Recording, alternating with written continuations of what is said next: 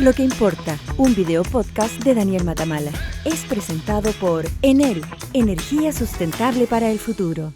Una de las debilidades del periodismo es que somos muy malos para poner la atención en los grandes procesos, en esos que, en vez de explotar de manera espectacular con una gran noticia, se van cocinando a fuego lento a lo largo de los años. Claro, algunas veces las sociedades cambian en un gran hecho, ¿no? Una guerra, una elección, un terremoto, un atentado, un crack bursátil, un golpe de Estado. Y entonces los periodistas sabemos qué hacer: apuntar las cámaras a ese protagonista o a ese edificio en llamas y hablar ahí sí del contexto, los antecedentes y las consecuencias de ese acontecimiento que es rotundo, que es incuestionable y que cambia de la noche a la mañana el mundo en que vivimos. Pero la mayoría de las veces las sociedades no cambian de un día para otro. Los grandes hechos que van moldeando el futuro de nuestro país y de nuestra civilización son más bien la suma de una multitud de hechos muy pequeños, de procesos y decisiones que ocurren privadamente, puertas adentro, en puestos de trabajo, en oficinas, en laboratorios, en escuelas, incluso en las mismas casas o dentro de las conciencias de los individuos. Muchas veces se explica este problema con la historia de una rana que no es capaz de percibir los pequeños cambios en la temperatura. Entonces, si se arroja la rana a una olla de agua hirviendo, por supuesto va a saltar de inmediato y se va a salvar. Pero en cambio, si se pone la rana en una olla con agua a temperatura ambiente y luego se va calentando el agua lentamente, la rana va a terminar hirviendo sin darse cuenta nunca de qué es lo que pasó. A las sociedades de alguna manera también nos pasa eso. Y un ejemplo de la sociedad occidental en general y en particular de Chile es la tasa de fecundidad, la cantidad de niños que están naciendo cada año. Es que pocas métricas son más decisivas para el futuro de una sociedad. Es el dato más básico de todos: cuántos somos hoy y cuántos vamos a ser mañana. Y esos datos, cuando uno los mira hoy en Chile, son impactantes. La reducción de la tasa de natalidad es parte del desarrollo de las sociedades. Hoy los países con la mayor tasa de natalidad son Níger, Chad, Congo y Somalia, con 6 niños por cada mujer. Claro, son naciones en que las mujeres viven en la miseria, sin ninguna libertad para decidir sobre sus vidas. Cuando esas tasas van bajando, en general es una buena noticia, una señal de progreso, de desarrollo, de libertad. En la medida que los países van progresando, las mujeres pueden liberarse de las ataduras religiosas y culturales, tienen acceso a métodos anticonceptivos, también comienzan a desarrollarse en el mercado laboral y las parejas pueden planificar su maternidad y su paternidad. Además, también la mortalidad infantil va disminuyendo y por lo tanto no hay que tener más hijos pensando en que algunos no van a llegar a ser adultos. Es lo que ha pasado en Chile. En 1968 teníamos una tasa de 4 hijos por mujer, todavía muy alta, propia del país subdesarrollado que éramos. Las políticas de planificación familiar, el acceso a anticonceptivos hicieron que para 1977 ya bajara a 3 hijos por mujer. Y en 1999 cruzamos la barrera de los 2,1, considerada como la tasa de reemplazo. De ahí en adelante se espera que la población a largo plazo comience a disminuir. Pero lejos de frenarse en ese momento, la tasa de natalidad ha seguido cayendo y cayendo. En 2010, 1,8. En 2020, 1,5. En 2023, 1,3. Y si uno ve los números de marzo de este año, estamos en 1,17. La más baja de América Latina, menor al promedio de los países desarrollados, que es de 1,6. Estamos a la cola de la OCDE en casi todo: sueldos, pensiones, desigualdad. Pero justo en este ranking, que nadie quiere liderar, sí que parecemos un país de los más desarrollados. De hecho, en Corea del Sur, que tiene la menor tasa de natalidad del mundo, están tan desesperados que el Estado está ofreciendo unos 70 millones de pesos en ayudas por cada niño nacido. En 2023 tuvimos la cifra más baja de nacimientos en una década, 173.000. Hace 10 años nacían 240.000 niños cada año y parecemos condenados a seguir rompiendo récords año a año. De nuevo, eso expresa en parte el desarrollo de nuestra sociedad: más libertad para que las personas decidan si quieren o no ser madres o padres. Pero a estas alturas, con una tasa de 1,17 y bajando, tenemos que preguntarnos qué tan real es esa libertad. Porque hoy muchas parejas quisieran tener hijos, pero sienten que es un lujo que no pueden permitirse, porque no tienen una red de apoyo que les permita hacerlo, porque obliga a la mujer a sacrificar su desarrollo laboral y su autonomía económica, porque significa gastos desde el colegio hasta la casa y la salud que parecen imposibles de afrontar. Hay temas económicos, hay temas legales, también culturales, de un machismo que es más propio de un país más subdesarrollado, porque el costo económico, psicológico, físico, de tiempo, de agobio, de energía, recae abrumadoramente solo en las mujeres. No se reparte equitativamente entre padres y madres, y tampoco se reparte entre toda la sociedad, pese a que este es un tema individual, pero con consecuencias colectivas, porque cuando no hay niños es una sociedad completa la que se encamina a la decadencia. Son, como decíamos al principio, estos grandes fenómenos formados por una multitud de pequeñas decisiones. Millones de personas o de parejas que deciden postergar la paternidad y la maternidad o renunciar a ella. Y la suma de esas pequeñas decisiones termina teniendo un efecto enorme sobre el país completo. Es algo que está pasando ahora y que nos va a impactar con la fuerza de un tsunami silencioso en nuestra productividad económica, en nuestro mercado laboral, en nuestras jubilaciones, en nuestra convivencia, en nuestras familias, en nuestra manera de vivir.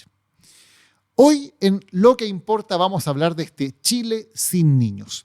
Las causas, las consecuencias, las estrategias para intentar amortiguar esta caída y cómo poder lograr una sociedad en que cada mujer y cada persona se sienta realmente libre para tomar la decisión sobre tener o no tener hijos, cuántos y cuándo tenerlos.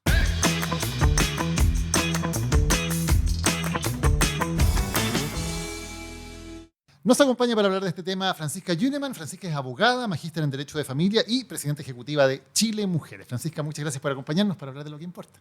Muchas gracias a ti, Daniel, por esta invitación. Hablábamos en la introducción, Francisca, de las cifras y de la caída realmente brutal cuando uno ve los datos de la tasa de fecundidad en Chile y de la cantidad de nacimientos. ¿Es un tema que nos tiene que preocupar? Nos tiene que preocupar y mucho. Yo creo que tiene que ser uno de los temas país. A mí me impresiona que no nos hayamos empezado a movilizar y se empiecen a hacer comisiones de cómo desde las políticas públicas y también de las políticas empresariales se tomen medidas para revertir esto, incluso, Daniel, para tratar de por lo menos que no siga retrocediendo la tasa de natalidad de 1.3, ¿cierto?, por mujer, muy por debajo del 2.1 de hijos promedio por mujer que necesitamos para reponer la población. Claro, por esto, Francisca, parece no tener piso, ¿no? Porque en algún momento empezamos a decir, mira, nos estamos acercando al 2.1, ¿no? Que es esa cifra donde la población comienza a descender. Y dije, wow, nos pasamos y seguimos bajando y ya estamos en 1.3 y es una baja que parece no tener piso en este momento.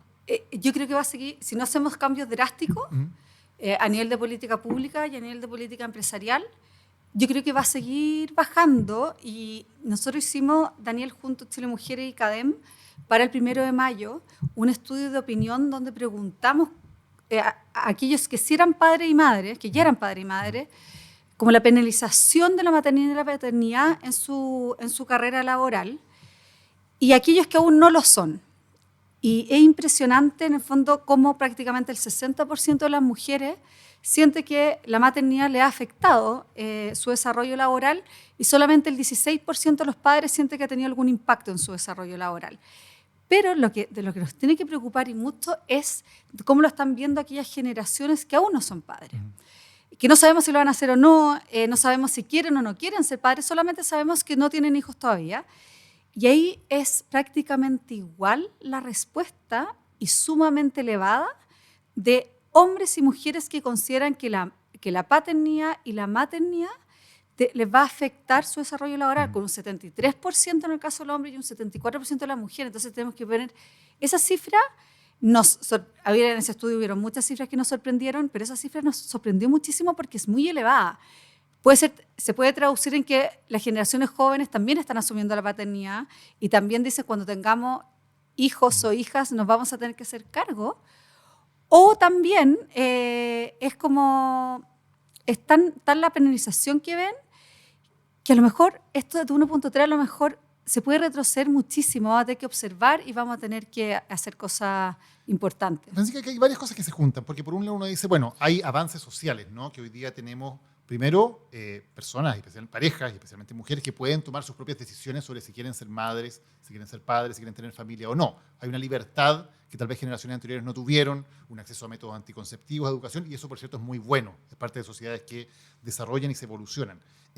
Pero junto con esa libertad mayor, que es una buena noticia, hay que entregar también los incentivos necesarios y las condiciones necesarias para que quienes sí quieren ser madres y sí quieren ser padres puedan hacerlo.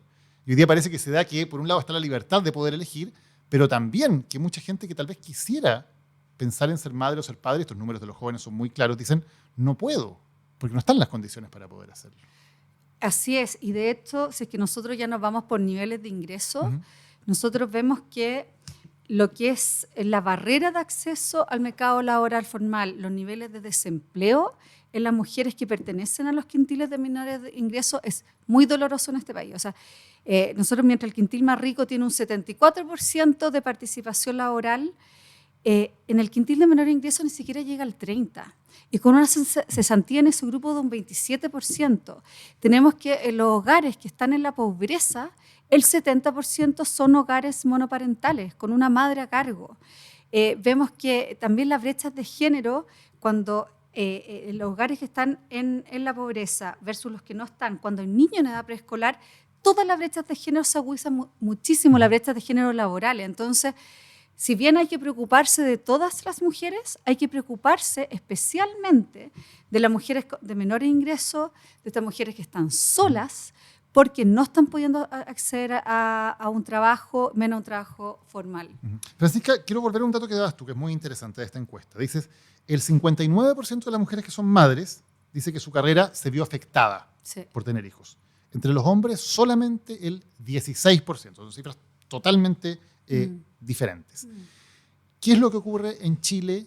Que el costo de tener hijos, que es algo que es importante para la pareja y para toda la sociedad, se lo están llevando tan fuertemente las madres y no está haciendo algo que se comparta. ¿Por qué ocurre eso? Porque, a ver, esto pasa en todo el mundo. Ya nosotros sabemos, ¿cierto?, que Claudia Goldin tiene toda la evidencia, ¿cierto?, la Nobel de Economía, que lo que produce en el mundo del trabajo remunerado, cuando se tiene el primer hijo, que es la mujer, ¿cierto?, la que desciende, no tiene cómo volver a los mismos niveles que los hombres, pero en Chile es principalmente agudo. ¿Y por qué es principalmente agudo? Porque nosotros tenemos un problema cultural de ausencia de corresponsabilidad parental muy grande, con un porcentaje importante de hogares donde no hay padre, donde está una madre sola, y tenemos además barreras institucionales, porque no tenemos un sistema nacional de cuidado que apoye, no hemos logrado sacar una ley de sala cuna y reformar el Código del Trabajo, a pesar de que hay un acuerdo transversal, que es la principal reforma que se necesita en nuestro país para darle oportunidades laborales a las mujeres, pero además tenemos muchas leyes que encarecen la contratación. Esta misma ley de sala cuna que te dice, desde la mujer número 20, usted va a tener que tener o pagar sala cuna en las metas de las empresas medianas y pequeñas, llegar hasta la mujer número 19, no la 20. Entonces, antes de la pandemia teníamos que solamente un 14% de las empresas contrataban a 20 o más mujeres. Y entonces dejamos a las mujeres, ¿cierto? Nuevamente, las mujeres de los quintiles de mayor ingreso, que tienen más ricos, tienen mejores sueldos, tienen derechos a la cuna porque trabajan en organizaciones más grandes, y nuevamente las menores ingresos no tienen derechos a la cuna, trabajan en empresas, muchas de ellas en empresas más pequeñas, mucha de la informalidad. Entonces tenemos estas tres barreras, en el fondo la cultural, ausencia de corresponsabilidad parental, tenemos las barreras institucionales, donde no tenemos una sala cuna universal y no tenemos un sistema nacional de cuidado, y tenemos las barreras legales, que se encarece y se desincentiva la contratación en Chile, comenzando por el artículo 203 del Código de Trabajo sobre sala cuna. Partamos por el tema cultural. ¿Sigue siendo una realidad en Chile que muchas mujeres tienen que hacerse cargo solas de sus hijos? Sí, sigue siendo, y de hecho, por ejemplo, en pandemia, que también se midió, a ver cómo estaba evolucionando un poco la corresponsabilidad. Ahí se vio que los hombres que estaban ayudando más en tareas como domésticas, como lavar platos, ayudar un poco con la cocina, pero se vio una ausencia de corresponsabilidad con respecto a los hijos sumamente profunda y muy dolorosa. O sea, no estaban ayudando a los niños en su estudio, no estaban haciendo más presente en la crianza. Entonces le estaba saliendo más fácil ayudar en cosas del hogar que con respecto a sus propios hijos. Ya el concepto de ayudar es muy indicativo, ¿no? De que se ayuda como si fuera una responsabilidad de la mujer y que el hombre le ayuda a hacerlo, ¿no? Claro, lógico, porque ni siquiera ayudaban. Obviamente que acá es una corresponsabilidad, pero ni siquiera las mujeres estaban teniendo ayuda en eso. Y eso es lo fuerte. Pero Francisca, cuando marca eso, que es muy importante, a muchos hombres entonces les es más fácil o les es más cómodo ayudar, entre comillas, para usar esa palabra, en las tareas del hogar que con los niños. Sí. ¿Tienen un problema en hacerse cargo de los hijos? Y yo por eso digo la palabra ayudar, porque incluso en aquellas cosas que hicieron en el hogar, fue una ayuda, no fue una corresponsabilidad en el hogar. Y con respecto a la corresponsabilidad parental, ni siquiera se alcanzó la ayuda en la corresponsabilidad parental. O sea, estamos hablando de que distamos mucho de alcanzar esa responsabilidad compartida. Y eso es extraño porque uno dice, claro, ¿hasta qué punto también tenemos una legislación que no ayuda a esto? Pero la pandemia estaban ahí, o sea, se podía hacer cosas. Claro, fue una especie de experimento social de decir, a ver, ¿qué pasa si están los dos padres en casa? Claro. ¿Qué ocurre? Y no hay una corresponsabilidad. No hubo una corresponsabilidad, tampoco hubo una ayuda ni siquiera con respecto...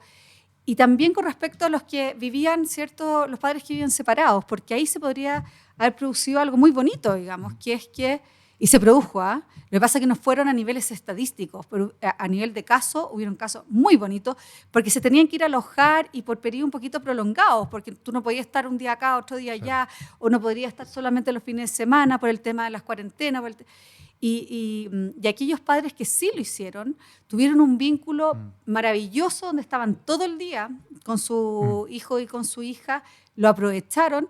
Y esos casos que gana de haberlos podido visibilizar mucho más para que aquellos que no lo hicieron, incluso fíjate, hay casos que frente a todos estuvieron con la mamá nomás, o sea, ni siquiera hubo como mal llamado derechos de visita durante la pandemia que podrían haber sido más prolongados. Francisca, y se ha indagado más profundo en qué hay en esto que suena muy sorprendente, de que incluso en esa circunstancia la mayoría de los hombres les sea más cómodo, más natural lavar los platos, digamos, que pasar tiempo con sus hijos, ayudarlos en sus estudios, darles de comer.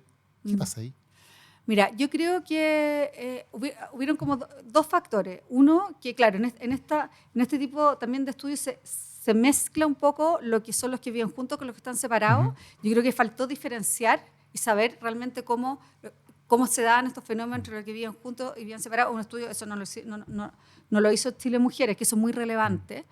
Pero incluso en ambas situaciones debería haber habido mucho más, porque justamente lo que hicimos, se podía estar, aunque viviera separados, podría haber estado tiempo más prolongado solos con tus niños. Y eso es porque es la ciencia, el arte, la belleza de criar, de cuidar, no es fácil. O sea, tratar con un plato, con una aspiradora, o con... es más fácil que, ¿cierto?, una guagua que llora, un niño chico de repente le da pataleta, hacerlo dormir, darle comida que a él le gusta y no le gusta comer. O sea, requiere una mayor paciencia, requiere una conexión con otro ser humano, que son tu hijo. Entonces, la relación con las cosas a veces son más fáciles que con otro ser humano, por más doloroso que sea. Bien increíble, bien desoladora en verdad, como para profundizar en ese tema. Vamos a otro de los asuntos que hablábamos que tiene más que ver con los temas institucionales. Por ejemplo, esto de las salas cuna. Yo llevo harto tiempo reporteando ya, no voy a decir que esté partiendo.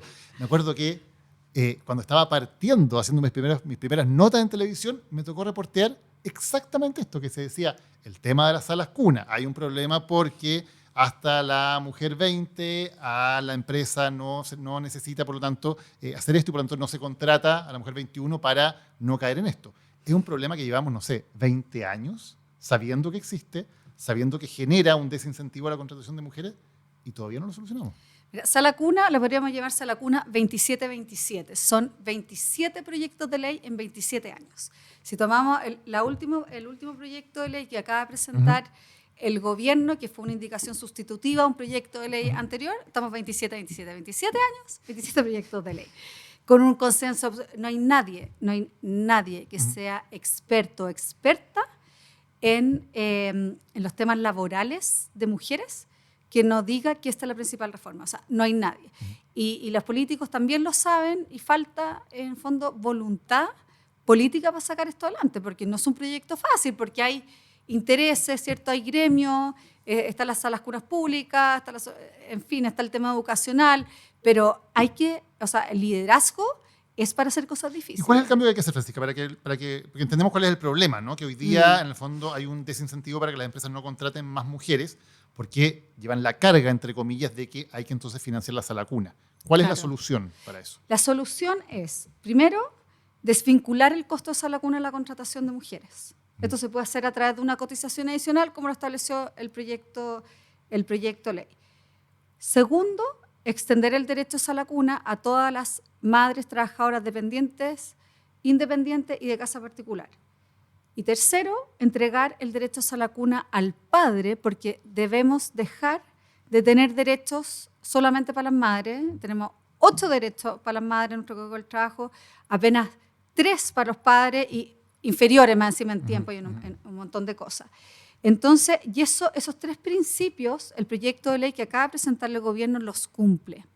Pero el problema, Daniel, es que establece un monto que en el fondo le pagaría este fondo solidario, donde sería esta cotización adicional, más un poquito fondo del Estado, que le pagaría a la sala cuna de 270.000 pesos.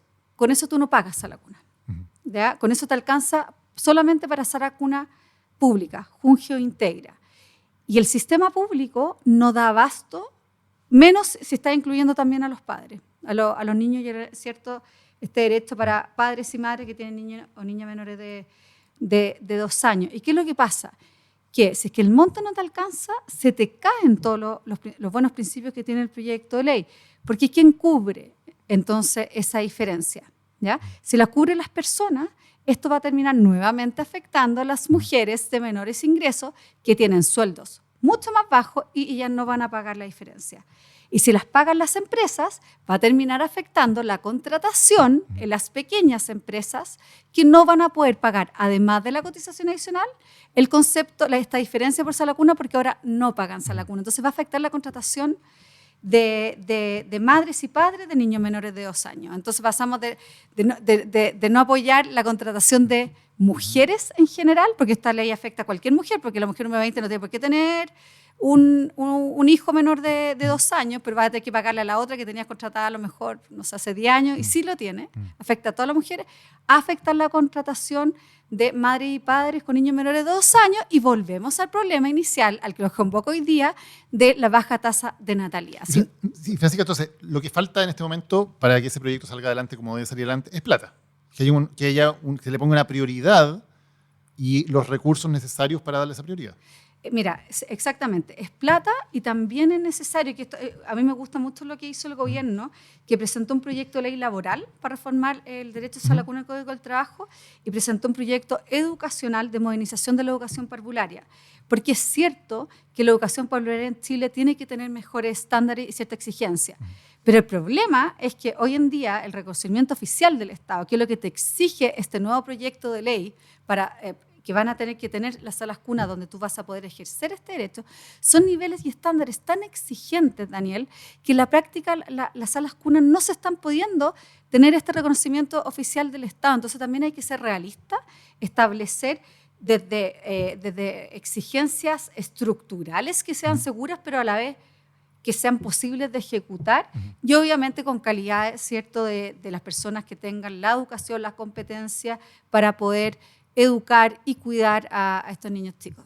Acá hay un tema que evidentemente tiene mucho que ver con las posibilidades también de tener hijos y de poder criarlos sin que todo este costo, este cargo vaya sobre las espaldas de las mujeres y su posibilidad de desarrollarse laboralmente.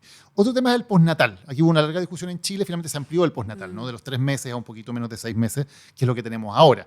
Que evidentemente es algo muy positivo desde el punto de vista de la crianza. Pero por otro lado se dice, bueno, esto también es un desincentivo para que las empresas puedan contratar más mujeres, porque la mujer viene con la carga, entre comillas, del postnatal, que no tiene un trabajador hombre. ¿Cómo se soluciona eso? Bueno, ahí está como la humanidad de las empresas también. O sea, yo creo que el hecho de no comprender que hay que apoyar la maternidad, ¿cierto? Y y no pensar va a tener o no va a tener niños porque se va a ausentar mucho tiempo, y es verdad. Más encima tienen el fuero, y el fuero más encima se lo lleva la dirección de trabajo, que se lo llevan por otro lado, o sea, te cambias de empresa, estás con tu fuero, y si estás con tu fuero tú no puedes despedir, tienes que ir a tribunales para poder despedir a esa persona. Entonces, bueno, hay un montón de cosas, pero yo creo que ahí está un poco tiene subsidio estatal, ¿ya? Y es súper importante que las empresas busquen en lo posible reemplazantes también de esa madre que se ausenta por su pre y postnatal. Porque también sucede que, si bien lo paga el Estado, resulta que muchas veces nadie reemplaza a esa persona, los equipos se estresan porque tienen una carga, una persona menos. Después esa mujer tampoco la reciben bien porque resulta que estuvieron durante muchos meses haciendo también la pega de ella. Entonces se genera un círculo muy poco virtuoso, y ahí yo creo que la verdad es que decir que una mujer que va a tener niños va a ser un problema porque voy a tener pre y postnatal. O sea, no sé, pues yo creo que ahí hay que hacer un análisis profundo de la humanidad de ese empleador, digamos, que no es capaz de mirar positivamente que las personas de su organización puedan tener hijos e hijas.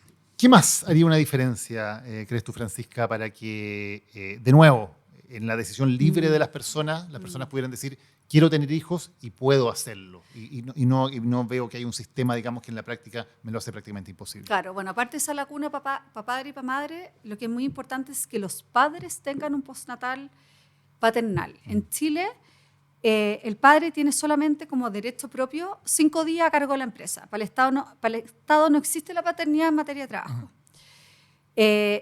Y cuando dicen, no, es que los padres no se toman el postnatal parental. El postnatal parental no es un derecho del padre.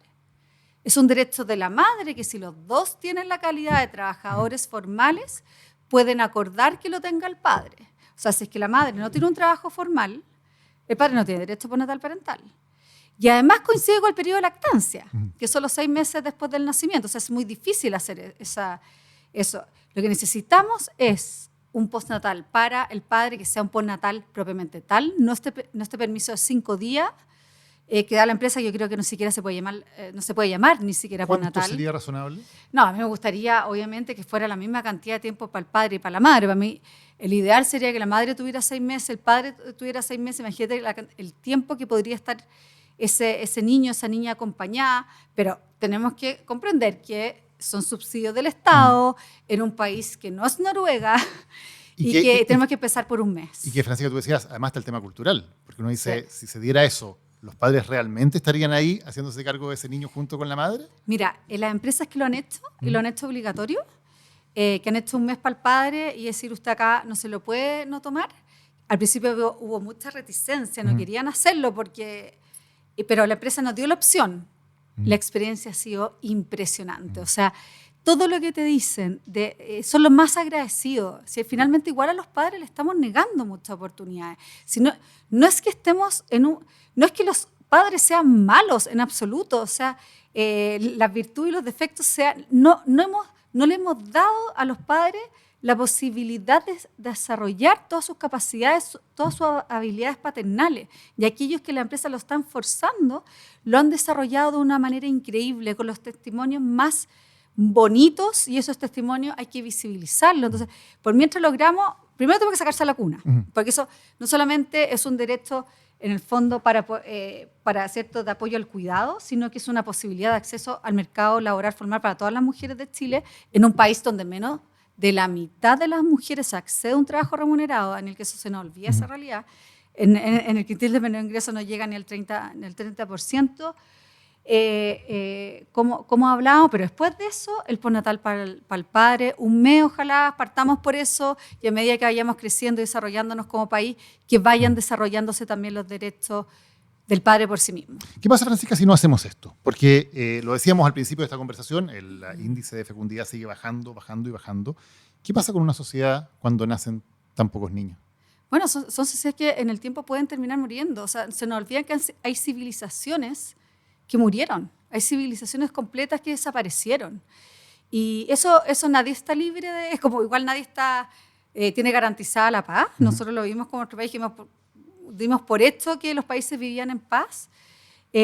tampoco están garantizadas qué países, qué civilizaciones van a permanecer en el tiempo. A lo mejor somos una estrella fugaz. O sea, no sé, imagínate lo que fue la civilización egipcia. O sea, ¿alguien se podría haber imaginado que esa civilización iba y terminaron? Entonces, los egipcios siguen, digamos, el país siguen, pero todo va cambiando y hay cosas que se pueden terminar y se pueden acabar. Y esto no le va a pasar solamente a Europa, que es un país, ¿cierto? Que uno dice, no, es que los europeos finalmente van a dejar de existir y van a estar, ¿cierto?, habitados por personas de otros continentes. A nosotros también nos puede pasar eso y no estamos libres y para que no nos suceda y nosotros podamos, este país Chile, siga siendo Chile con su gente, con la belleza de la diversidad de razas que habitan nuestro país y que de origen a nuestro país, tenemos que apoyar la maternidad y paternidad porque lo que no va a pasar es que las mujeres dejen de tener un trabajo remunerado.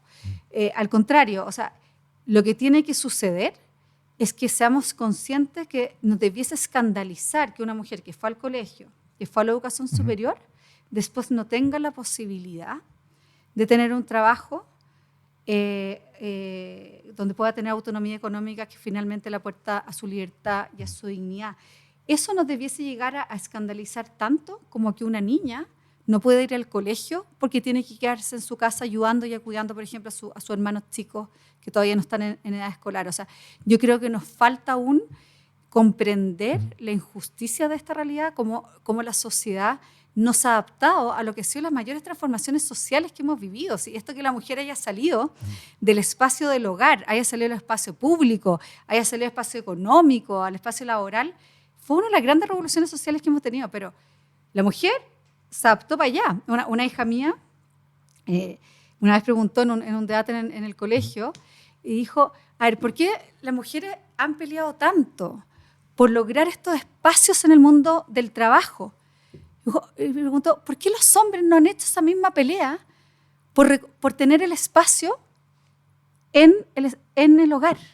Y es verdad, o sea, las mujeres peleamos por ocupar un espacio que no teníamos y que nos fue vedado de alguna forma bajo una estructura. Y a los hombres también le quitaron el tiempo en su hogar.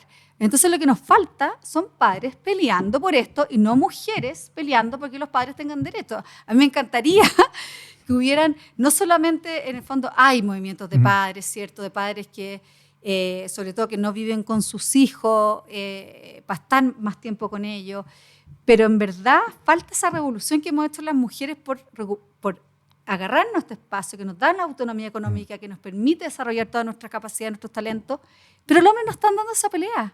Entonces, ojalá que esto deje de ser, ¿cierto? Las mujeres que estamos peleando por los derechos de los padres y por el espacio de los padres en el hogar y sean ellos quienes realmente empiecen a exigir postnatal, que ellos peleen porque puedan tener 6 meses o a lo menos un mes, igual que las madres, porque quieren estar con sus hijos y con su hija. Yo creo que esa lucha por parte de los hombres es algo que se necesita muchísimo y las mujeres vamos a estar muy acompañadas. Yo creo que ahí vamos a lograr un equilibrio que es muy necesario para que no pase esto y no terminemos extinguiéndonos como país, como nación. Y cuando uno lo ve, bien impresionante. A mí me tocó ir hace un tiempo a Suecia, por ejemplo, que evidentemente son temas legales y culturales que van de la mano, donde existe efectivamente un postnatal que es obligatorio. Hay parte del postnatal que se puede dividir entre padre y madre, pero hay parte que se tiene que tomar el padre obligatoriamente. Y tú ves los parques en Estocolmo y están llenos de hombres con los carritos de guagua, con los coches de guagua. Y es algo muy lindo de ver, porque efectivamente se ve lo que ocurre socialmente cuando esta experiencia pasa a ser una experiencia colectiva y compartida entre los hombres, tal como es compartida entre las mujeres. Y ahí hay un cambio que no solamente es en beneficio del niño, por supuesto, no solamente es en beneficio de la sociedad en su conjunto, sino es en beneficio de los propios hombres, que podemos explorar una parte de nosotros que muchas veces está totalmente perdida, que está totalmente negada o minimizada como algo que fuera un trabajo de las mujeres. Y finalmente es lo que llena mucho el alma y le entrega mucha felicidad a los seres humanos, que solo el vínculo con los seres significativos, con los seres queridos, y qué más querido y significativo que los niños que nosotros, que un hijo, o sea, no existe nada más. Entonces también ahí, y uno ve esos países y los niveles de felicidad son altísimos. Y hay una cosa, Daniel, que a mí me gustaría como poner sobre la mesa, que muchas veces se dice que en el fondo quienes de forma tan insistente, ¿cierto?, trabajamos porque las mujeres estén más en el mercado del trabajo, para que tengan exactamente los mismos derechos y oportunidades por tener un trabajo remunerado. Vemos la maternidad como carga y que eso no es cierto. O sea, por lo menos, o sea, no hay nada más maravilloso que poder ser madre si así se quiere. Yo creo que no hay nada más maravilloso que ser padre si así se quiere. Y no es un tema de carga, no es un tema que tenga una connotación negativa. Es algo que así es la realidad. No está siendo posible desarrollarte plenamente, tener una continuidad laboral, tener autonomía, no quedarte sin nada con qué comer, si finalmente estamos hablando de la subsistencia. Y ese es el gran drama. Yo escribí una columna para el 8 de marzo. En el fondo, finalmente se le está poniendo a la mujer en una disyuntiva entre elegir entre la libertad y la maternidad. Es así de profundo en la situación en que estamos la mujer. ¿Y por qué entre la libertad y la maternidad? Porque la autonomía económica es la puerta a tu libertad y a tu dignidad. En la medida que tú tienes autonomía económica, tú te puedes librar, o sea, tú puedes tomar decisiones. Pueden ser decisiones, no sé, a lo mejor qué decirte comprar y qué ponerte como ropa. O también poder escapar de una relación de pareja que es abusiva o que sufre violencia intrafamiliar, por supuesto. O sea, pueden ser cosas sumamente profundas y sumamente... Y hasta cosas que también son importantes. O sea, tú poder decidir por ti misma cómo te quieres vestir, qué es lo que tú necesitas, que se pueden ver como triviales, se pueden ver como frívolas, pero no lo son. Hasta, como dices tú, cosas sumamente profundas, sumamente... que ningún ser humano debiese estar expuesto como una relación, por ejemplo, de violencia. Entonces no podemos exponer a la mujer entre tener que elegir entre libertad y maternidad. Francisca Yunemann, muchas gracias por habernos acompañado hoy para hablar de lo que importa. Muchas gracias a ti, Daniel.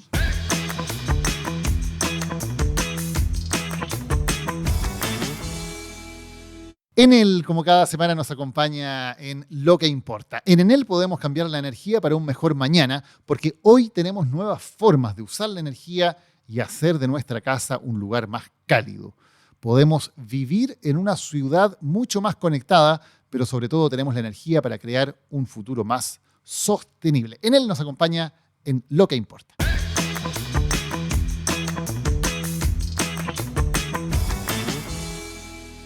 Vamos a conversar ahora con Martina Yopo. Martina es socióloga, académica de la Escuela de Sociología de la Universidad Diego Portales y además directora del Observatorio de Desigualdades. Martina, muchas gracias por acompañarnos hoy en Lo que importa. Muchas gracias a ti, Daniel, por la invitación.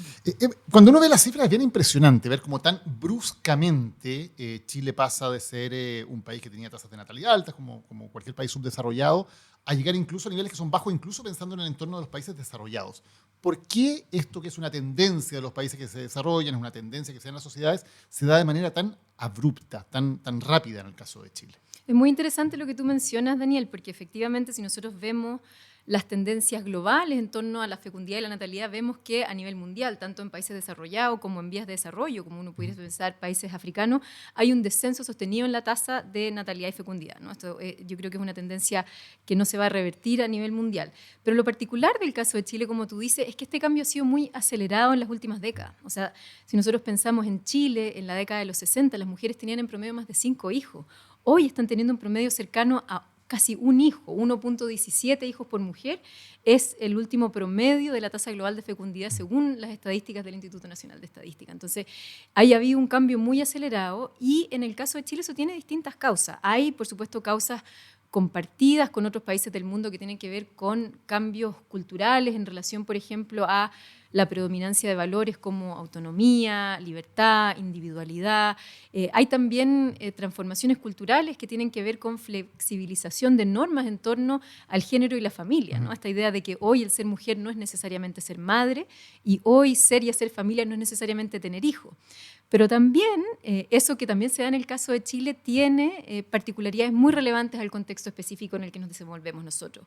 Yo diría, en parte, por las consecuencias de las transformaciones estructurales del neoliberalismo, vemos que ha habido también una precarización de la vida social que ha ido de la mano de manera fuerte con una falta de condiciones para tener y criar hijos. ¿no? Lo que puede ser paradojal, porque en Chile uno ve que ha habido, por ejemplo, reducción de pobreza, ha habido un aumento en el estándar y la calidad de vida, pero hay otras cosas que se han ido deteriorando. Elementos que son claves, diría yo, para interpretar estas tendencias en el caso de Chile es, por ejemplo, la falta de mecanismos y dispositivos sociales, tanto de políticas públicas como en otro sentido, para conciliar la vida laboral y la vida familiar. O sea, hoy las personas que son padres y madres y que tienen hijos se ven muy tensionados para poder conciliar la contradicción que existe entre estas dos esferas. Martina, vamos viendo varias cosas súper interesantes que has dicho como al principio. Primero, la cifra, porque generalmente estamos hablando de 1,3 cuando hablamos de la cifra. ¿Por qué tú hablas de 1,17? Que es una cifra más baja todavía. Porque esa es la última cifra actualizada que da el Instituto Nacional de Estadística de marzo del año 2024. El 1.3 es la cifra anual del año anterior, pero lo que vemos es que una medición interanual, o sea, una dimensión por mes, muestra que en marzo de 2024 la tasa global de fecundidad, que es el promedio de hijos que tiene la mujer durante su vida fértil, es de 1,17. O sea, vamos camino a romper de nuevo el récord en 2024, digamos, de menor cantidad de nacimientos y de una tasa todavía muy inferior a la del año pasado. Es una buena pregunta. Lo más posible es que esa tendencia no vuelva a aumentar de manera significativa. Puede ser que haya variaciones mínimas a nivel mensual, pero efectivamente esa es una tasa de natalidad bajísima, o sea, una tasa de fecundidad bajísima que nos pone dentro de la fecundidad más baja de las Américas, incluyendo países como, por ejemplo, Estados Unidos o Canadá, u otros de, digamos, la zona del Mercosur, como, por ejemplo, Argentina y Uruguay, que también tienen fecundidades bajas, y nos ponen muy cerca de los países que tienen la tasa de fecundidad más baja a nivel mundial, Singapur, Corea del Sur, Taiwán, etcétera, ¿no? Entonces, es muy interesante porque cuando se habla a nivel global de la baja fecundidad, nadie está mirando Chile, nadie está mirando América Latina, pero efectivamente nuestras transformaciones, como tú decías, son muy profundas y muy aceleradas, entonces nos pone también como un caso interesante de estudio. O sea, muy impactante pensar que nos estamos acercando a un hijo, porque eso significa que si esa tendencia se mantiene, tienes una población que se corta por la mitad, digamos, una generación que de cada 2 personas hay una persona en la generación que viene después. Exacto, y efectivamente una de las formas en las que se expresa, digamos, este descenso de la fecundidad tiene que ver con, por ejemplo, un aumento en las personas que deciden no tener hijos. También un aumento de las familias que tienen un solo hijo, pero también con la idea de la postergación de la transición a la maternidad y a la paternidad. Entonces, un poco la configuración entre esas 3 tendencias, la que hace que hoy en Chile estén cada vez naciendo menos niños, lo que, como tú dices, tiene efectos muy importantes, no solamente sobre el decrecimiento de la población, pero sino también sobre el envejecimiento de la población, lo que tiene grandes desafíos para nosotros como sociedad. Claro, porque significa que si esa tendencia se mantiene, va a haber cada vez menos personas en edad activa, cada vez menos personas trabajando, teniendo que sostener a una masa cada vez mayor de personas ya jubiladas. Exacto, y eso es uno de los desafíos que supone esto, ¿no? Una de las consecuencias directas de este descenso en la natalidad y en la fecundidad es el envejecimiento y decrecimiento de la población, y eso, como tú muy bien dices, tiene este impacto muy profundo desde el crecimiento económico hasta la fuerza laboral, hasta, por ejemplo, el tema de contribución con impuestos, pago de jubilación y pensiones, pero también nos pone el gran desafío como sociedad de qué es lo que pasa con los cuidados en la vejez, ¿no? Nosotros, en un país como Chile, donde todavía los cuidados están de alguna manera organizados socialmente de manera individual y privada, es decir, son las familias y en particular las mujeres las que se hacen cargo de las personas, digamos, en etapas avanzadas de la vida, bueno, ¿qué es lo que pasa cuando no tienen hijos que los cuiden, ¿no? Y eso es un gran dilema al que nos vamos a enfrentar muy pronto como sociedad. Vamos a la explicación de las causas, Martina, porque claro, hay parte de las causas que uno dice son muy positivas, ¿no? Que las personas tengan ahora la libertad para poder decidir si quieren o no ser padres o madres, cuándo en su vida quieren serlo, de cuántos hijos, todas esas son cosas que, para quienes valoramos la libertad, es algo positivo, digamos, tiene que ver con personas que son capaces de decidir qué vida quieren vivir. Pero uno se pregunta, ¿qué tanta libertad hay cuando mucha gente dice, a mí me gustaría tener un hijo, o me gustaría tenerlo ahora, pero siento que no puedo, siento que el costo que tengo que pagar es demasiado alto, o me gustaría tener a lo mejor una familia más grande y no puedo, tengo que tener solamente un hijo porque las condiciones no me permiten hacer más?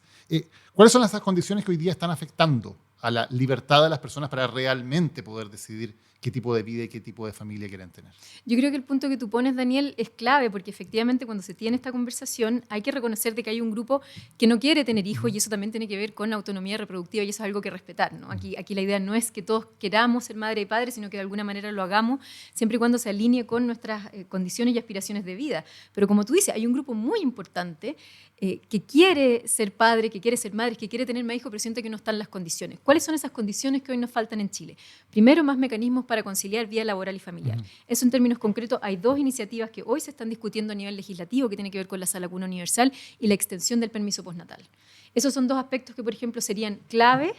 Eso necesariamente, en términos puntuales, no va a aumentar directamente, pero va en pos de generar nuevamente las condiciones para poder que las personas sientan que pueden tener hijos y ser padres y madres. Martina, déjame quedarme en el tema del permiso postnatal porque es una discusión larga que ha habido en Chile, ¿no? Tuvimos la misma discusión cuando se alargó de 3 meses a más o menos 6 meses, que es lo que tenemos ahora, que se dice, por un lado, claro, es muy importante para el niño y para la familia poder tener tiempo para que esa crianza efectivamente se produzca de manera efectiva, tiene un montón de beneficios, y eso es clarísimo, pero por otro lado se dice, desincentiva la contratación de mujeres, hace que toda la carga finalmente recaiga en las mujeres y les hace todavía más difícil, a medida que sea más extenso el postnatal, va a ser más difícil también para las mujeres poder estar en igualdad de condiciones con los hombres en el mercado laboral.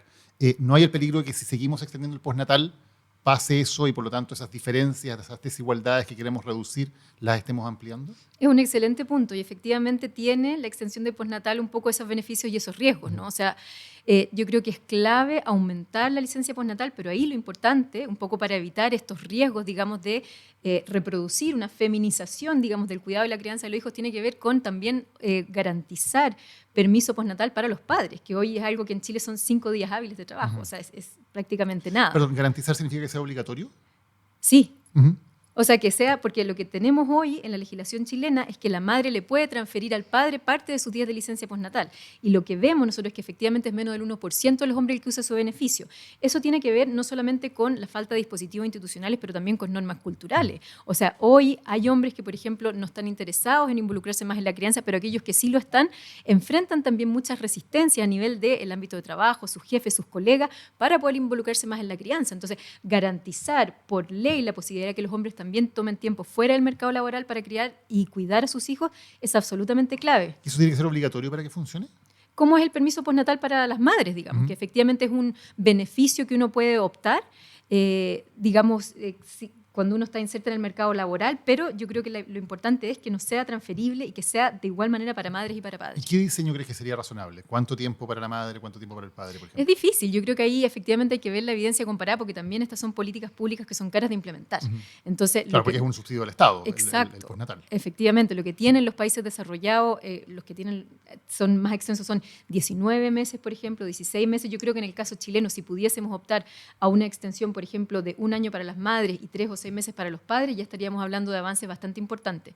Y ese punto es clave porque efectivamente lo que te permite también garantizar permiso postnatal para padres no transferible es efectivamente avanzar en corresponsabilidad, que es un aspecto clave. Yo creo que, volviendo a la discusión de las causas, es uno de los aspectos que hoy incide de manera fuerte en por qué las mujeres no quieren tener hijos, ¿no? Que tiene que ver con que ellas están llevando toda la carga. Entonces, avanzar en corresponsabilidad es clave también para generar nuevamente las condiciones sociales para que las personas puedan tener hijos en buenas condiciones. Claro, ahora uno se pregunta cómo avanzan las sociedades, porque por un lado va la ley, por otro lado va la cultura, ¿no? Y cuando una se queda rezagada de la otra, las cosas pueden no funcionar bien.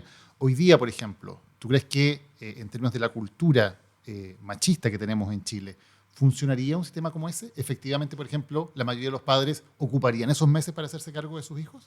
Es una súper buena pregunta. Yo creo que por un lado tiene que avanzar la transformación y el cambio social, ¿no? Yo creo que efectivamente lo que muestran los estudios es que en Chile hay transformaciones importantes en las últimas décadas en torno a las ideas de masculinidad, lo que es ser hombre y también a lo que es ser padre y el involucramiento de los hombres en torno a la familia. Yo creo que esta ley lo que permitiría sería consolidar, empujar y de alguna manera poder concretar estas transformaciones que vienen de manera muy incipiente en el ámbito cultural. Por supuesto que también habría resistencia y habría ahí dificultades, pero por algún lado tenemos que avanzar y yo creo que ahí es importante que hayan avances claros y sustantivos a nivel de política pública. Este es un tema, lo decíamos, lo de la sala cuna o lo del permiso postnatal. Otros países han implementado, por ejemplo, políticas incluso de subsidio en términos económicos, darle plata a la gente que tiene familia. Hay países como Corea del Sur, por ejemplo, donde la tasa está bajo 1, que han implementado muy agresivamente estas políticas para intentar de alguna manera incentivar o fomentar que la gente tenga hijos. ¿Funciona eso? Funciona. Nuevamente, yo creo que lo que ha mostrado la evidencia comparada es que lo más importante cuando pensamos en generar las condiciones para que las personas puedan tener hijos es pensar en sala cuna universal, de buena calidad y que esté disponible inmediatamente después del fin de la licencia parental. Otra de las medidas que sirven, ahora el efecto es moderado, por eso yo creo que esto hay que mirarlo de alguna manera con precaución, es efectivamente, como tú dices, el tema de entregar bonos económicos tanto a mediano como a bajo plazo. Lo que vemos específicamente en el caso de Chile, por ejemplo, es que el tema de los costos de vida asociados a tener niños es una de las grandes preocupaciones que tienen hoy las mujeres y los hombres que quieren ser madres y padres. O sea, si pensamos, por ejemplo, en los costos de la educación, de la salud, de la vivienda. Entonces, uno puede irse por un lado y es ofrecer bonos económicos, tanto un bono directo como, por ejemplo, lo que se ha hecho en el caso de Hungría, que es reducción de carga tributaria, que es reducción de pago de impuestos. ¿Para quienes tienen hijos? Exacto, sobre todo para las mujeres que tienen hijos. Pero también lo que se puede hacer por otro lado es invertir en salud pública de calidad, educación pública de calidad, mayor vivienda, porque efectivamente eso también aliviana los costos en los que hoy incurren los padres. Ahora, uno ve esto y dice, por un lado, este es un tema súper importante, o sea, un tema fundamental para el futuro de cualquier sociedad y para el futuro de Chile. Además, es un tema que debería generar harto consenso, porque, por ejemplo, los sectores más conservadores que tienen un discurso pro familia deberían estar muy activamente pensando en cómo creamos las condiciones para que las personas efectivamente puedan tener familia si así lo quieren. Los sectores más progresistas deberían estar muy interesados también en el tema de la igualdad entre mujeres y hombres, la corresponsabilidad, etc. O sea, da la impresión de que este es un tema en el cual es importante, todos los sectores deberían estar de acuerdo, más allá de sus ideologías, por distintas razones. ¿Por qué no se logran estos consensos para avanzar en medidas como esta? El tema de la sala cuna es emblemático, digamos, llevamos 20 años discutiendo cómo reformar una ley que todos coinciden en que es mala. ¿Por qué cuesta tanto poder implementar estas políticas ante un problema así de claro, así de evidente y que da la impresión de que todos deberían estar de acuerdo en que hay que solucionarlo? Es una súper buena pregunta, Daniel, y ahí yo discrepo parcialmente, ¿no? O sea, yo creo que todos los sectores reconocen que este es un problema que hay que abordar, pero yo creo que ahí distintas tendencias políticas tienen distintas visiones sobre, por ejemplo, cuál es el rol del Estado en la solución de este problema. Yo creo que todavía en sectores conservadores de la sociedad chilena está la creencia que es la familia a nivel privado la que se tiene que hacer cargo, por ejemplo, de la crianza y el cuidado de los hijos. Entonces yo creo que ellos están mucho menos dispuestos a realizar transformaciones y políticas públicas que tengan que ver con un mayor involucramiento del Estado. Aunque el discurso pro familia sea tan importante para ellos. Claro, porque es un discurso pro familia, pero la familia todavía entendido como una unidad privada, ¿no? Como esta idea como de la familia como eje de la sociedad, pero que es algo que está separado del Estado. Entonces, pensar en políticas públicas, por ejemplo, que garanticen condiciones de salud, educación, vivienda, significa más políticas públicas, más Estado, y eso es algo con los que algunos sectores de la sociedad están en desacuerdo porque piensan que el rol de la familia es hacerse cargo de eso y que eso no es algo que debiese estar viendo el Estado. En general, cuando hablamos, porque como todo en Chile, digamos, hay también desigualdades socioeconómicas muy importantes. En general, las parejas y las mujeres, ¿de qué sectores económicos son las que ven como más difícil poder enfrentar el costo que tiene para ellas a nivel personal? Hacerse cargo de la maternidad y además el costo que significa luego criar un hijo. Yo creo que este punto es clave, Daniel, porque lo que ha mostrado tanto los estudios académicos como la evidencia en Chile es que esto es un gran problema de mujeres de clase media. ¿No? Son las mujeres de clase media las que trabajan, las que hoy tienen más expectativas de vida, las que de alguna manera tienen que lidiar con más contradicciones, las que tienen las tendencias más altas en torno a postergar maternidad, tener menos hijos, decidir no tener hijos. Lo que es interesante y lo que empieza a mostrar la evidencia también empírica a nivel incipiente es que este también está siendo un problema para mujeres de sectores populares. Porque efectivamente lo que también vemos es que hay transformaciones a nivel del hogar. O sea, antes existía en Chile, estaba mucho más instalada esta idea de los hogares de familia extendida, donde había más manos disponibles. Hoy día muchas de las tías, abuelas también tienen que trabajar, lo que también tiene que ver, por ejemplo, con la precariedad en el sistema de pensiones. Entonces, hay mucho menos disponibilidad de cuidado a nivel de las redes personales. Entonces, hoy también hay muchas mujeres de niveles socioeconómicos más bajos que se están haciendo la pregunta por cuántos hijos puedo tener para poder criarlos de buena manera y ser buena madre, ¿no? Claro, y yo creo que ese también es otro de los desafíos. Claro, hay políticas que uno dice que tienen que ver, pero claro, como dices tú, si las jubilaciones no son suficientes, la abuela, debería ser el abuelo también, pero la realidad es que generalmente es la abuela la que está disponible para cuidar, tiene que salir a trabajar y no puede estar disponible para eso. O sea, son otro tipo de políticas que también impactan en lo que ocurre ahí. Absolutamente, yo creo que, y eso es lo interesante de este fenómeno, que uno empieza a ver cómo conecta con muchos otros ámbitos de la sociedad. O sea, ¿qué tiene que ver, por ejemplo, la baja natalidad con el sistema de pensiones? Bueno, ahí. ¿O qué tiene que ver, entonces, por ejemplo, con el mercado de las viviendas hoy en Chile o en Santiago en particular? Entonces, este es un tema que por su complejidad y profundidad se entrecruza con muchos de los otros desafíos que está enfrentando la sociedad chilena hoy día. Y, como decías tú también, temas como salud o educación, porque una de las conversaciones que uno tiene con parejas que están empezando a tener hijos, bueno, ¿cómo nos vamos a hacer cargo de su educación? ¿Cómo nos vamos a hacer cargo de su salud?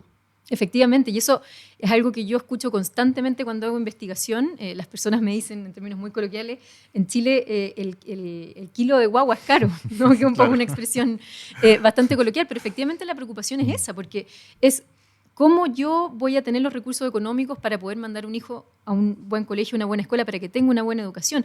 ¿Qué es lo que voy a hacer yo si es que se enferme, tiene una enfermedad grave? ¿Cómo yo voy a cubrir esos costos de salud? Entonces, finalmente también lo que falta un poco ahí, y vuelvo a la misma conversación que estábamos teniendo, esta falta de condiciones sociales para poder tener y criar hijos en condiciones de mayor seguridad, mayor dignidad, digamos, y mayor justicia en términos generales. Pero claro, hay temas como económicos, un poquito como los que hablamos, ¿no? Mercado laboral para las mujeres, lo que significa también el costo de la crianza. Pero hay costos que no son económicos, hay costos que tienen que ver con el agobio, con el tiempo, con el cansancio.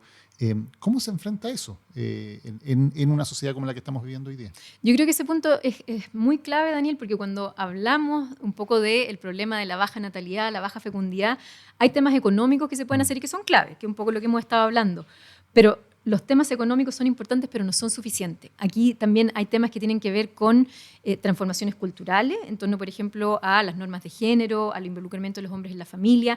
Hay un tema muy importante que tiene que ver con lo que tú decías de la pobreza de tiempo. O sea, lo que han mostrado, por ejemplo, las investigaciones en los países asiáticos como Corea del Sur o Japón, es que efectivamente el sentir que a uno no le alcanza las horas del día, de que tiene que estar corriendo para todos lados, sentir esta constante presión del tiempo, es uno de los factores que está evitando que las personas tengan hijos, por ejemplo, o que las personas que tienen hijos vivan con grandes niveles de malestar. Y otro tema, que también es un tema muy clave y que tiene que ver con aspectos que no son necesariamente tangibles en términos económicos, tiene que ver con todas las incertidumbres y temor en torno al futuro. O sea, hay una encuesta reciente del INJUV, del Instituto Nacional de la Juventud, que muestra que 2/3 de los jóvenes en Chile que declaran no querer tener hijos dicen que la crisis climática ha incidido en esa decisión. Entonces, efectivamente, hay dimensiones que se pueden abordar de manera concreta con políticas públicas específicas y es muy importante avanzar en esos temas, pero también este tema involucra repensar o replantearse los modelos generales sobre género, desarrollo, crecimiento que tenemos como sociedad. Y hay también una presión social que puede ser subjetiva, pero muy importante en términos de que parece que ser madre o ser padre fuera algo tremendamente difícil, que hay como una exigencia de que tienes que ser la madre o el padre perfecto, que tienes que cumplir una serie de normas porque si no, no vas a estar a la altura del desafío. Absolutamente, yo creo que ese es hoy uno de los grandes desafíos que enfrentan quienes ya son madres y padres o quienes están pensando en tener hijos, ¿no? Esto que en la literatura académica se ha llamado parentalidad intensiva, refiere a un modelo de crianza y cuidado de los hijos que requiere una alta inversión de recursos en términos de tiempo, dinero y, digamos, de dedicación en la vida cotidiana. Entonces, y uno lo ve, digamos, con ejemplos cotidianos, propios, de amigos, gente cercana, o sea, toda la cantidad de exigencia que ponen los jardines infantiles y los colegios. O sea, desde que los padres tienen que tener chats de WhatsApp con otros padres para coordinar actividades sociales, de que los niños en los jardines infantiles tienen que llevar disfraces hechos en las propias casas. O sea, hay un nivel de exigencia y demanda que hoy está poniendo mucha presión sobre quienes son madres y padres y desafiando a quienes están pensando en serlo. Y las redes sociales también ayudan, ¿no?, a poner como estándares de exigencia o de perfección que son bien difíciles de cumplir. Absolutamente, porque también lo que muestran mucho las redes sociales son, digamos, perfil de gente más influencer que tiene condiciones que no son las de la mayor cantidad de la gente y la posibilidad, por ejemplo, de hacer comida saludable en familia, dedicarse tiempo a cocinar, es una realidad que no es la que viven la mayoría de las personas en Chile. Entonces también imponen estándares normativos, estándares ideales de lo que es ser madre y padre, que es inalcanzable para la mayoría de las personas. ¿Cómo crees que se combate eso, Martina, desde una perspectiva más sociológica, digamos?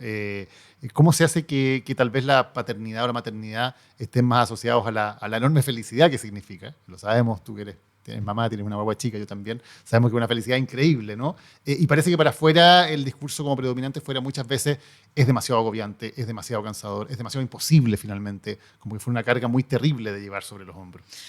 O sea, yo creo que efectivamente la parentalidad tiene una dimensión de realización personal y satisfacción que es importante siempre y cuando existan las condiciones para hacerlo. O sea, en ese sentido, yo creo que en mi caso y probablemente también el tuyo, nosotros tenemos un conjunto de privilegios que la mayoría de las personas no tienen. Entonces, yo creo que efectivamente, en la medida en que uno genera las condiciones de tiempo, de trabajo, de familia, de acceso a servicios básicos, de costo de vida, etcétera, etcétera, le damos la oportunidad a las personas que efectivamente puedan disfrutar mucho más su experiencia de maternidad y paternidad. Y tú decías, hay algo que tiene que ver evidentemente con cambios culturales que son súper profundos. Y, por ejemplo, algunos sectores más conservadores dicen es culpa del feminismo.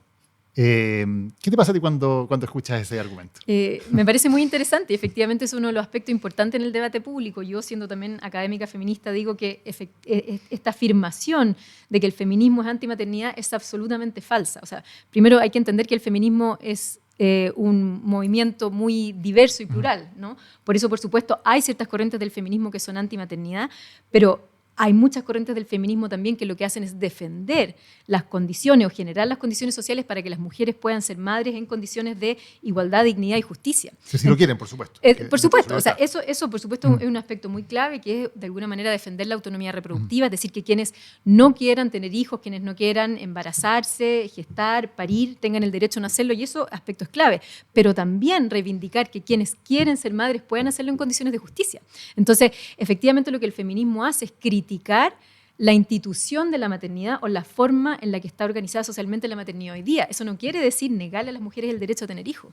Sobre todo, si uno piensa, por ejemplo, desde un paradigma de justicia reproductiva, se tiene que defender con tanta fuerza el derecho a no tener hijos como el derecho también a poder tenerlos. Y Martina, cuando ves lo que ha pasado en el mundo, porque uno dice, lo decíamos al principio, en Chile es especialmente brusco, ¿no? Pero es un fenómeno mundial, que las sociedades cuando se desarrollan más, la tasa de natalidad va cayendo, lo que al principio no es algo muy positivo, pasar de tasas de 6 o 5 a tasas más cercanas a 2, pero ese descenso no para ahí, digamos, continúa. ¿Hay algún país que haya logrado encontrar la fórmula para combinar todas estas cosas? El avance social, la libertad de las mujeres y las parejas para tomar sus propias decisiones, con los incentivos correctos para que la tasa de natalidad no signifique que la población a largo plazo vaya disminuyendo demasiado? Yo creo que es un desafío muy, muy grande. Yo creo que va a ser muy difícil revertir de manera sustantiva estas tendencias. Sin embargo, hay países que tienen evidencia de, luego de un declive sostenido, mostrar avances nuevamente moderados en torno a volver a aumentar, por ejemplo, esas tasas de natalidad o fecundidad. Ejemplos claros son, por ejemplo, Japón y también Hungría. Yo creo que recientemente el caso de Hungría, que es muy interesante porque también es un gobierno de ultraderecha, o sea, ahí se tiene, digamos, otros desafíos, pero efectivamente ha implementado un conjunto muy comprensivo, muy completo de medidas que ha permitido revertir este descenso en la tasa de fecundidad. Entonces, lo que tenemos hoy día en el mundo es efectivamente experiencia comparada reciente de casos que han sido exitosos, nuevamente, moderadamente, en poder revertir un poco este descenso sostenido en fecundidad y natalidad. Martina Yupo, gracias por habernos acompañado hoy para hablar de lo que importa. Muchas gracias a ti, Daniel. Lo que importa es presentado por Enel, energía sustentable para el futuro. Muchas gracias por habernos acompañado en este nuevo episodio de Lo que importa. Si te gustó, si te gusta este material, te invito muy encarecidamente a que te suscribas a nuestro canal de YouTube. Ahí no solamente vas a poder ver el estreno del programa cada semana, además estamos subiendo los shorts con los mejores momentos de cada uno de los episodios y adicionalmente tenemos también la columna semanal en formato de video para que puedas verla y puedas compartirlo. También síguenos en Spotify, estamos en Apple Podcast, en todas las plataformas para que puedas ver, escuchar y compartir con nosotros cada semana un tema que importa. Muchas gracias por habernos acompañado y nos vemos nuevamente la próxima semana. Lo que importa, un video podcast de Daniel Matamala.